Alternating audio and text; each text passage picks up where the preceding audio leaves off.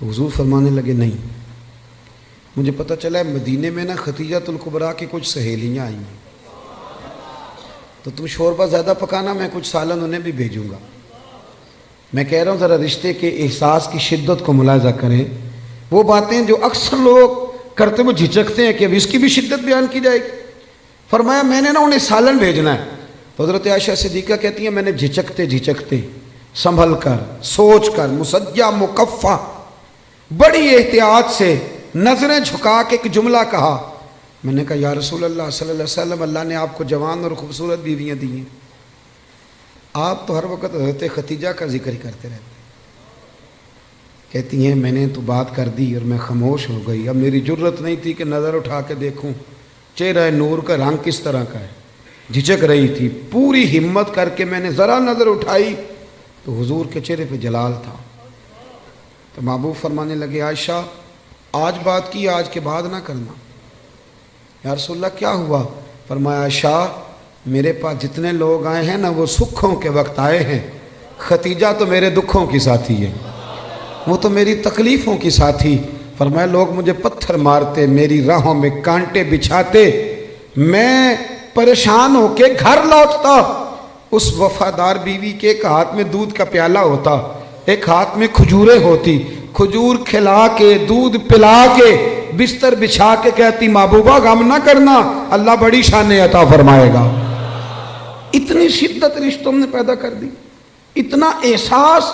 حضرت عائشہ کہتے ہیں ایک بوڑھی اماں حضور سے ملنے آئیں تو نبی پاک نے بڑا ہی پیار کی، کھانے کھلائے، حضور بڑی محبت سے باتیں کرتے رہے۔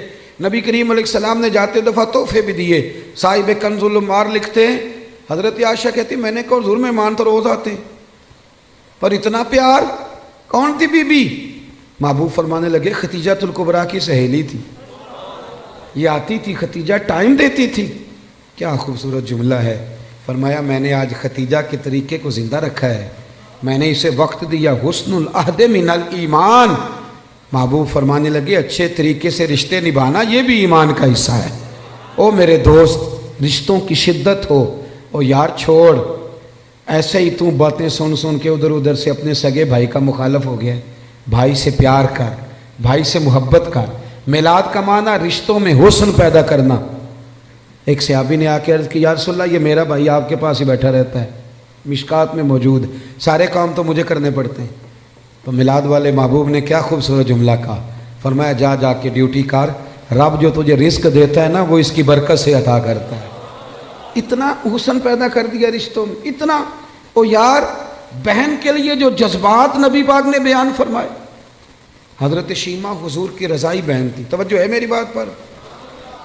میں ایک شکوہ کر لوں آپ دوستوں سے ہلکا سا، بھائی نہ یاروں کو ٹائم دیتے ہیں، بہنوں کو نہیں دیتے، فون بھی نہیں کرتے۔ بہن پردیس میں نہ انتظار کرتی رہتی ہے کہ چلو کبھی بات کریں۔ میں آپ کو بڑی ذمہ داری سے کہتا ہوں، میرے ایک سنگی نے ایک دفعہ کہا کہ پیر صاحب میرے لیے دعا کرنا، تو میں نے اسے کہا یار میں تو مصروف آدمی ہوں، میں کوشش کرتا ہوں کہ یا اللہ جن جن نے دعاؤں کے لیے کہا سب کی قبول کر۔ کہنے لگا میں بڑا پریشان ہوں، نام لے کے کریں۔ میں نے کہا میں نہیں وعدہ کرتا، ہاں اگر تو نے صحیح دعا کرانی ہے نا رونے والی تو اپنی بہن سے کہہ، وہ تو اشارہ دے جا کہ میرے لیے دعا کرنا تو مسلح بھگو دے گی رات کو رو رو، ہاں بیٹی سے کہہ، اور اگر بہت جلدی قبول کرانی ہے تو پھر اپنی اماں کے کان میں کہہ، پھر دیکھ تیرے لیے کس طرح دروازہ کھلتا ہے۔ اور میرے نبی کریم نے وعدہ بھی فرمایا ہے، حضور فرماتے ہیں جب ماں باپ اولاد کے لیے ہاتھ اٹھاتے ہیں تو رب خالی لوٹاتا ہی نہیں۔ حضور نے نا یہ احساس دیکھیں نا، آج لبرل لوگ کھڑے ہوتے ہیں تو وہ کہتے ہیں جی اسلام نے جی بہنوں کا حصہ آدھا رکھا ہے اور بھائی کا ڈبل رکھا ہے۔ میں کہتا ہوں تم نے دین سیکھا ہی نہیں، ہمارے پاس آؤ ہم تمہیں بتائیں۔ بیٹی کا حصہ زیادہ ہے بیٹے سے، کہتے ہیں یہ تو ڈبل ہے۔ اور میں نے کہا خدا کے بندے عورت کا حصہ سنگل ہے، پر یہ بتاؤ اس کے ذمہ کوئی حق ہے؟ بچوں کا نان نفقہ ماں کی ذمہ داری کے باپ کی؟ بیوی کا نان و نفقہ اس نے دینا ہے، بچوں کی پرورش خاوند نے کرنی ہے، ماں باپ کی ذمہ داری کس نے اٹھانی ہے؟ عورت کا حصہ سنگل ہے، ذمہ داری کوئی بھی نہیں، وہ سارا اس کے پاس بجٹ ہی بجٹ ہے، وہ لگا دے تو اس کی مہربانی، خرچ کرے تو اچھا، ورنہ اس کے ذمہ کوئی حق نہیں ہے سوائے اس کے کہ زکوٰۃ فرض ہو جائے یا حج فرض ہو جائے یا قربانی واجب ہو جائے، اس کے ذمے کوئی حقوق، مرد کا حصہ ڈبل ہے، پر ذرا اس کی ذمہ داریاں تو دیکھ۔ وہ میری طرف دیکھ کے خوش ہونے لگا، کہنے لگا صاحب آج تو آپ نے رخ ہی بدل دیا بات کا۔ اور میں نے کہا آپ دور بیٹھ کے باتیں سنتے ہیں نا، آپ کبھی قریب آئیں، جتنا جتنا میرے محبوب کا دین پڑھتے جاؤ گے نا، میرے محبوب کے غلام بنتے جاؤ گے، گدائی کرتے جاؤ گے رسول کریم۔ حضرت شیمہ حضور کی رضائی بہن تھی، حضرت حلیمہ سعدیہ کی بیٹی۔ ان کے قبیلے پر مسلمانوں نے باقاعدہ حملہ کیا، گرفتار ہوئے لوگ، اور بڑی سخت جنگ لڑی مسلمانوں۔ یہ جب آئی نا مدینے تو حضرت ابو ہریرہ کہتے ہیں آگے کہنے لگی میری نا اپنے نبی کریم علیہ السلام سے ملاقات کراؤ۔ تو میں نے بی بی کا دوپٹہ دیکھا تو پرانا تھا، میں نے حالت دیکھی تو اس کی پرانی تھی، سادے کپڑے۔ کہنے لگی کراؤ نا میری ملاقات۔ اللہ اکبر، 2-3 دفعہ کہا تو میں نے کہا تم کون ہو؟ کہنے لگی جا کے نا تو محبوب کی بارگاہ میں عرض کرو کہ یا رسول اللہ شیمہ آئی ہے، کان میں کہو۔ حضرت ابو ہریرہ کہتے ہیں کہ میں اس کی باتیں سن رہا تھا، مجھے یقین نہیں تھا، میں نے کہا یہ بی بی کس طرح بول رہی ہے؟ یہ اعتماد اگر ہوتا ہے تو صرف بہن کو ہی ہوتا ہے، یہ رنگ اسی کا ہوتا ہے۔ کہتے ہیں میں گیا اور میں نے جا کے حضور کے کان میں کہا یا رسول اللہ ایک بی بی یہ سادے سے کپڑے جو لوگ گرفتار ہو کے ہیں ان میں آئی، کہتی میرا نام شیمہ ہے۔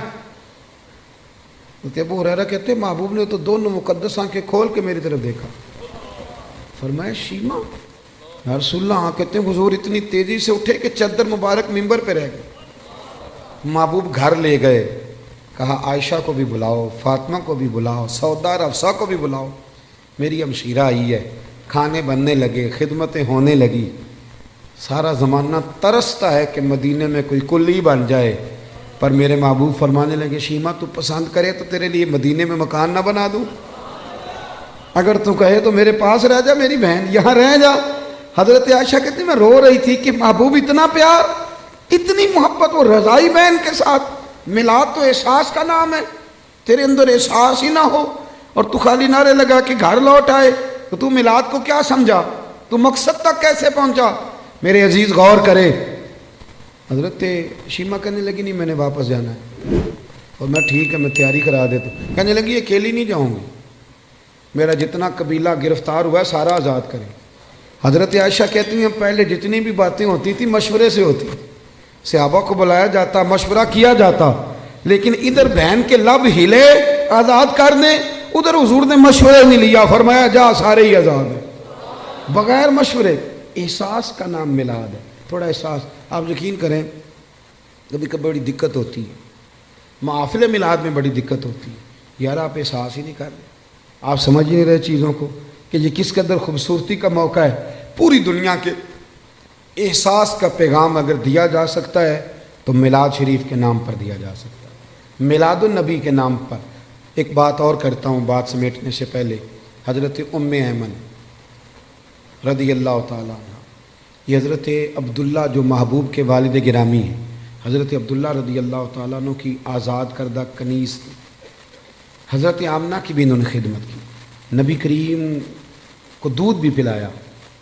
مکہ مکرمہ سے ہجرت کر کے لوگ مدینے آئے تو یہ بھی آئی تھی، تو جن لوگوں کو نبی پاک صلی اللہ علیہ وسلم نے بھائی بھائی بنایا تو انہوں نے پھر اپنی جائیدادیں آدھی دے دی تھیں، آپ نے سنی ہوئی یہ بات۔ حضرت ام ایمن کو بھی ایک باغ ملا، جب خیبر کے علاقے فتح ہو گئے، بنو نذیر بنو قریظہ کی جائیدادیں آ گئیں، تو نبی پاک صلی اللہ علیہ وسلم نے صحابہ سے فرمایا کہ یہ جو مہاجر ہونا اب یہ تم جائیدادیں لے لو اور اپنے انصار بھائیوں کی زمینیں واپس کر دو۔ سب نے واپس کر دی۔ حضرت ام ایمن کو ایک باغ ملا ہوا تو حضور نے فرمایا آپ بھی واپس کر دیں، بوڑھی تھی، رضائی والدہ تھی، آپ بھی واپس کر دیں۔ کہنے لگی میں تو نہیں کرتی، میں تو نہیں کرتی۔ اب نبی پاک کو کوئی انکار کر سکتا ہے؟ میں نہیں کرتی، مجھے تو پیار ہو گیا۔ حضرت عائشہ صدیقہ رضی اللہ تعالیٰ عنہ کہنے لگی ام ایمن اب حضور کو انکار کر رہی۔ محبوب فرمانے لگے عائشہ آپ بیچ میں نہ بولے، میں جانوں اور ماں جانے۔ حضرت عائشہ کہتی ہیں میں اس حسن کے قربان جاؤں، حضور منا رہے ہیں نبی کریم، اللہ کرے آپ کو سمجھ آئے۔ یہ جوان بچوں کو میری بات، کبھی کبھی اماں کو منایا کرو، اور یار کبھی کبھی والد سے کہا کرو کہ ابا جی بیٹھو موٹر سائیکل پہ، سردیوں کے کپڑے نہ لے کے آئے۔ کبھی کبھی اماں سے کہا کرو کہ اماں جی آج میرا دل کرتا ہے۔